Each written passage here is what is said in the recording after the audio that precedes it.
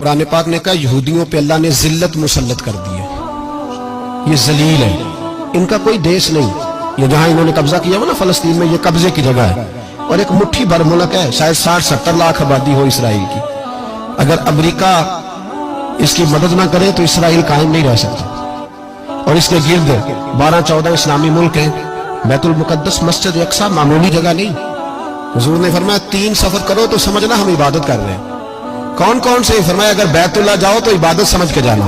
مسجد نبوی کی طرف جاؤ تو عبادت ہے، اور مسجد اقصی کی طرف جاؤ تو یہ بھی عبادت ہے، اور فرمایا مسجد اقصی میں جس نے ایک نماز پڑھی اسے 25,000 نمازوں کا ثواب ملے گا۔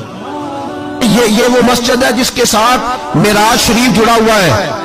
قرآن پاک نے کہا کہ اس مسجد میں سبحان اللہ اسریٰ بعبدہ لیلا من المسجد الحرام الی المسجد الاقصی، مسلمانوں قرآن کہتا ہے کہ تمہارے معراج کی شان رسول پاک کی مسجد اقصی سے جڑی ہے،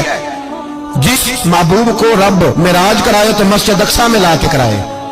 وہ جگہ معمولی جگہ ہے، وہ معمولی جگہ ہے مسجد اقصی، نبی پاک نے وہاں نبیوں کی امامت کرائی، 17 مہینے اس مسجد کی طرف منہ کر کے تیرے اور میرے رسول نے نمازیں پڑھی، چھوٹی جگہ ہے، اور پوری دنیا کا مسلمان اسے چاہیے شرم سے گڑ جائے۔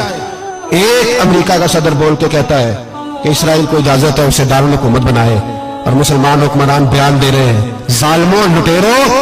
تم اپنی سیاستیں چمکانے کے لیے پہلے ایک دوسرے کو گالیاں دیتے ہو، پھر اکٹھے بیٹھ جاتے ہو نمبرنگ کرنے کے لیے، تم دین کے اس مسئلے میں سارے اکٹھے کیوں نہیں بیٹھے؟ سارے پاکستان کے سیاستدانوں کو، علماء اور مشائخ کو چاہیے تھا ایک پیٹ پہ اکٹھے ہوتے، اکٹھے بیٹھ کے ایک بیان ہی دے دیتے، ایک بات ہی کر دیتے۔ پھر میرا سلوٹ ہے ترکی کے صدر کو، پھر میرا سلوٹ ہے ترکی کے صدر کو۔ عجیب بات ہے نا کہ اس کے پاس ایٹمی طاقت آپ سے کمزور ہے، آپ کی تگڑی ہے،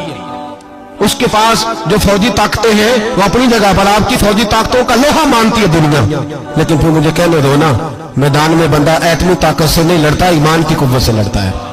وہ بول اٹھا ہے نا، کیا کر لیا اس نے اپنی پارلیمنٹ سے خطاب کیا، اس نے بہت عرصہ پہلے کہا تھا مسجد اقصی میری خواب میں آئی تھی،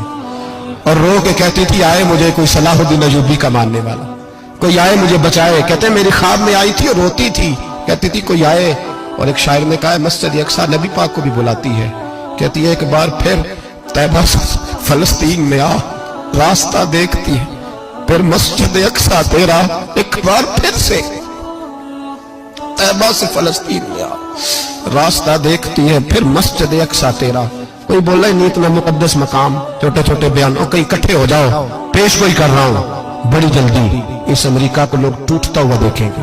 اس سے بکھرتا ہوا دیکھیں گے، اس سے لرزتا ہوا دیکھیں گے، اس لیے کہ مقابلے رب رسول سے اتنے آسان نہیں۔